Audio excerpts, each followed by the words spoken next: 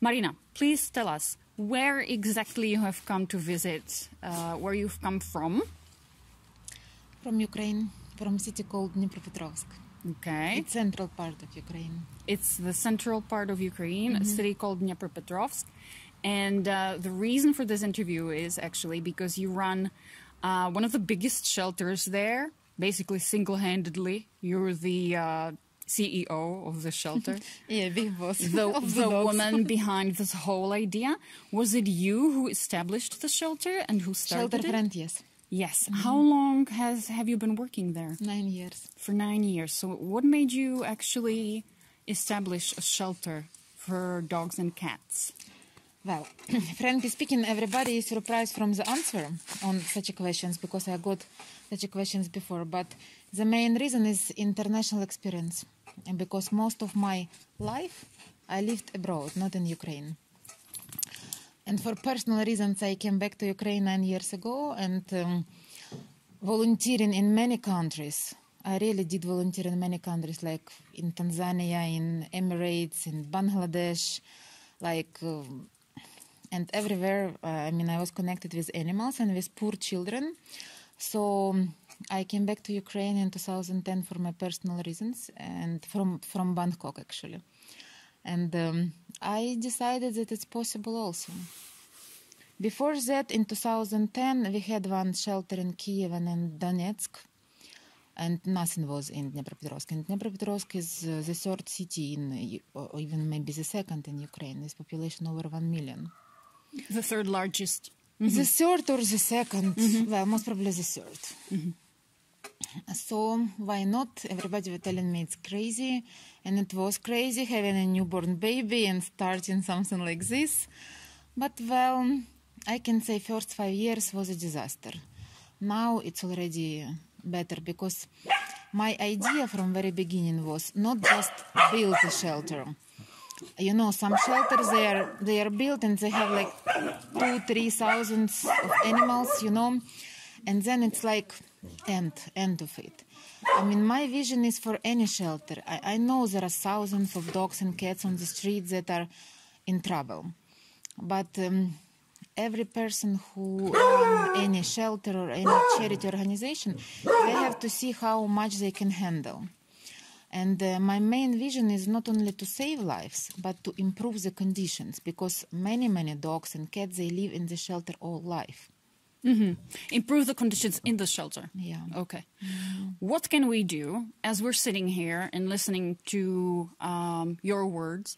What can we do to help you? Even though we are in the Czech Republic, we are not in Ukraine. Is there anything we can do to help you in your work? Well, main player is international adoptions. I know many people also in Czech Republic are against it, frankly speaking, and I understand why. But it's like, I am accepting dogs from different regions, for example, of Ukraine, and even from Belarus, where they are putting them down, or from Donbass, where there is war, you know. So, but in Ukraine, we don't have any adoptions at all. Like once, maximum 2 a month. 1 or 2 animals a month get adopted from your shelter. Yes, and it's just a matter because people don't consider non-pedigree dogs as pets. So it's either offers for a chain, either they want just small, cute dogs, you know, which is, you don't see them much on the streets. So main help is international adoptions, really, because only when I have a rotation, I can save more. For example, I adopt 5, I can take 5 from the streets. If a person in Prague decides to adopt a dog from Ukraine, how do they go about it? How long is the process? How can they choose the dog? Well, contacting me and then I will explain everything. The process is quite long. It's about 3 months. Yeah. About 3 months. Okay. And do you deal with the paperwork, or does the person need to deal with the paperwork? I do everything. You do everything, so it's full service. Yeah. Yes. Okay. How much and home delivery. And home delivery. Yes. How much is the adoption fee in this case? There is no adoption fee. I don't take adoption fee. So you do I not never take adoption fee because animal families, they cover transport fee. And for example, to Czech Republic is 120 euro. 120 euros. Like to Germany or to Holland is 150 euro. So I mean, I have nothing to do with this money. So it's for drivers who are like, it's their job, you know. So you just pay people to drive the animal to the well, destination. when animal is adopted, I don't pay them, so the family pays. That's why I mean I don't take any adoption fee. You don't even like no money passes through your hands. No, I think it's more than enough that people pay adoption fee really, or transport fee. When I am driving, like now, for example, you know, because they are now going to foster. So I mean, we cover it from shelter expenses, or sometimes we share between people petrol, like when I'm going. But I mean, I'm not coming pretty often, you know. So Okay, good. What kind of problems do animals have in Dnepropetrovsk and the surrounding area? Is it lack of food? Is it cold weather? Is it specific health issues? I cannot say specific health issues because, for example, we don't have leishmania, we don't have rabies, we don't have these things. Main problems I notice, it's injuries. Really, it's injuries from cars, from people. Second position is poisoning, and we save quite some animals from poisoning. Who poisons animals? Everybody. Why? People, and we have a huge movement. I tried yesterday to explain my friend in Poland. We have a huge movement called Movement of Dog Hunters. They have their own website, and it's huge movement, like thousands of people. And they are discussing in their website and their forum, like where there are like packs of dogs, packs of cats, like where are shelters, you know. They go and poison. Why do you think they do it? They call cats, dogs, and pigeons biological garbage. And really, there are some like really famous people in that movement, like lawyers and a lot of women, A lot of women. I expected it would be a bunch of guys. And I can say that women are more cruel than men. Really. Women are crueler than men. Very interesting. And they have a cartotek like of animal welfare people. So in my region, I am the number one there in their You're list. wanted in your Yes. region because you help animals. You Yeah, save we animals. had even problems in the shelter in 2014. We still didn't have a fence, good fence around shelter. So we had 60 dogs poisoned. I don't even know what to say. So poisoning is the like second problem. And then it's like, it's pups and kittens because people don't sterilize. And we, last 2 years, we have a good project in our city. So we, for sterilization. But, I mean, we catch street dogs. But things like, you know, private houses, I mean, they don't sterilize.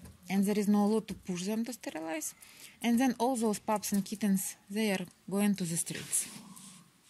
Who brings animals to the shelter? Well, frankly speaking, nobody brings animals to the shelter because we really hide from people, from public, where is shelter location. Of course, many people, they know. We have a hotline and 2 volunteers on this hotline for cats and for dogs. And people, I mean, they know. They send messages on Viber, on Messenger, on WhatsApp, everywhere, you know. So, but, I mean, I take to shelter only injured dogs and cats. Because, I mean, if, for example, if I take all requested pups, I would have at least 100 pups every day. Every day you would Every have day. 100 puppies. Yes. Okay. What gives you the strength to go on? You've been going on for 9 years. What you're describing now sounds like a nightmare to me. Personally, I don't know how long I could survive that. What gives you the strength to go on? Well, because if I stop, there is nobody who can be a boss. I mean, I have quite few people, quite few great people around me. The lady who is in charge of cats, I am in charge of dogs and a few more. But, I mean, if I leave, if I ever decide to give up, first I have to stop taking animals in, let it like 1 or 2, maybe 3 years to adopt them all, and only then I can leave. Otherwise, I mean, I cannot betray them. Of course. How many dogs do you have currently, and how many cats? Well, in average, we have 500 dogs and 150 cats. But not all dogs are living in a shelter, so maybe like 350 we have in a shelter, and we have 4 foster homes. And even in my home, it's usually like 20, 25. 25 and dogs donkey, at home. and donkey. And a donkey. Yes. How did the donkey get there? Is he also adopted? Yes, she is rescued. She's a rescue donkey. Okay. She is great. Good. I believe that. If people cannot afford to adopt a dog from you right now for various reasons, is there any other way they can help? Well, there is always ways to help. Even like sharing the animal stories from Facebook is already helping. Okay, so that's an important thing to say for people who don't know yet. You have a very nice Facebook page. You're on Facebook as a shelter friend. Yes. Right? Yeah, and as you know also about Facebook, it's very surprising. Like when there is, I post like dog in blood covered, like, I mean, it gets like 200 comments, hundreds of shares, like every second person asks, oh, how is he or how is she? And then when I post albums like for international adoption, 2-3 shares, Like this is very wrong from people. Oh, well, hopefully this interview is going to change that. Well, me too. I'll do my best. So sharing, okay. You have a PayPal account where people can send financial support. Yeah, and we have a transparent account also in You Shelter have- Friend. It's not our account, but Psinadia. I mean, they have how to say it, like separate, transparent. A transparent, Well, they have yes. a transparent account for them, and with number, but I don't remember which number is for Shelter Friend. So you have It doesn't to put matter. some We'll find number. out and I we will think just put it as a 555 or subtitle. something, Yeah. So and it is working. What differences do you see between taking care of animals in need here in Europe and in your country? Well, the main difference that there are no thousands animals on the streets here. I've been to few shelters here in Czech Republic, in Germany, in Holland, in Poland, and this is what is my aim also. I mean, well, I know about some bad shelters, like government shelters, but I also know that hundreds of volunteers are fighting against that regime, or how it's called. And in Ukraine it's different, People, they feel so sorry, and I also feel so sorry. But, for example, about pups, why I don't take all the pups to me? Because they will get parvo. So, I mean, I better rescue 10, Of course.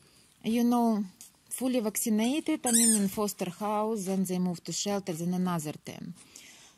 But because there are too many people in Ukraine, they take too many, and then They all die. They all die, and then in the end, nobody is saved, So on the street, those pups maybe had more chance to survive. So it's like... It sounds paradoxical, but it makes sense to me. So here, better conditions, of course, in shelters for animals. And, I mean, I don't know why and how, I mean, it was solved here, but, I mean, you don't have here thousands of dogs and cats on the street.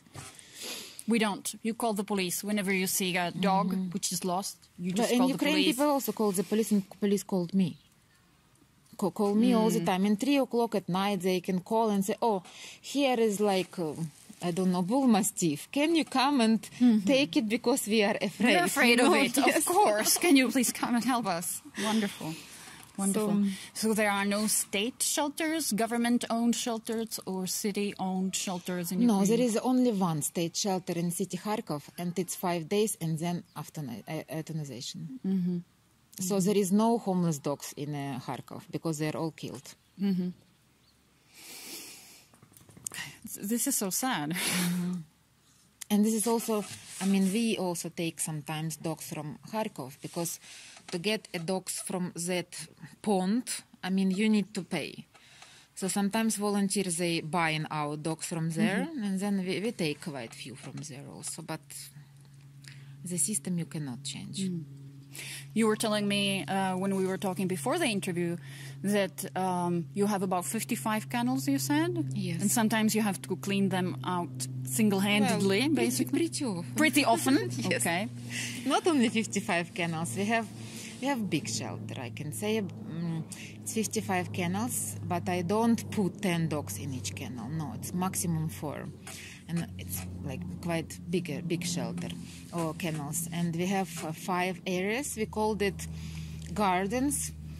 And it's the size of like 5 or 6 kennels. And like 1 pen for teenage pups, 1 for 3-pound dogs, 1 for blind. So an average like 25 dogs in each of this garden. And then we have a quarantine. And then for this handicapped, it also a place. And cat shelter is separate.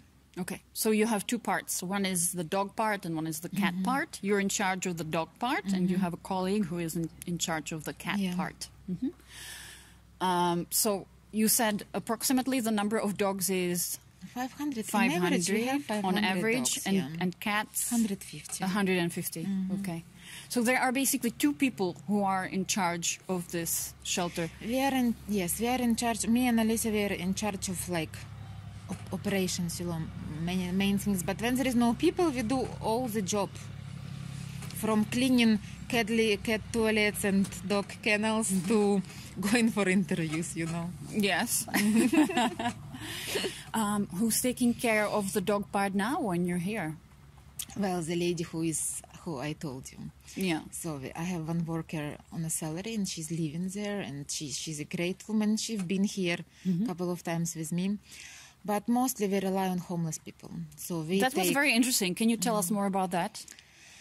We take homeless people from the street, and there is a 2-room house in a shelter area. And, you know, homeless people, they drink, of course. So, I mean, we limited drinks they have in the evening, a packet of cigarette a day, clothes, which mostly I bring from here, and like shoes and, let's say, roof. And in return, they work in a shelter.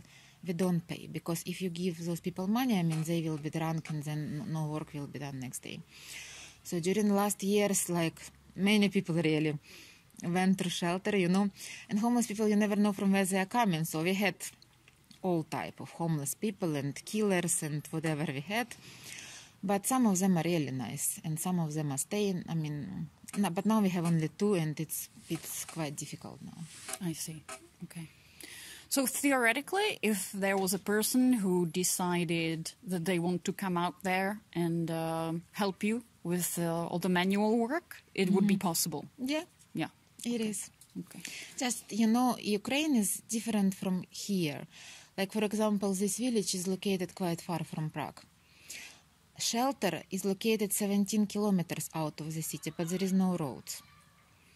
So for a foreigner, it may look like in the middle of nowhere, you know. So if you go there, you have to stay for a few days. Because in winter, for example, we go by foot. We cannot reach the shelter by car. You have to walk 17 kilometers. No, 4 from the main road. Okay. So you drive, you leave the car on the road, and then you have to walk in the snow. We carry dogs, we carry food. Well, now we have tractors, so tractor mainly carry heavy things. But we walk, For all these years we walk. When there is a lot of mud from the rain, and when there is snow, you cannot drive. Even 4-wheel drive cannot reach the shelter. And people still live in that village. This is amazing. I can't even believe what I'm hearing. Okay, Marina, thank you so much for making time for this interview. I know you've been driving for a very long time, and you have slept very little. For them. Thank you so much.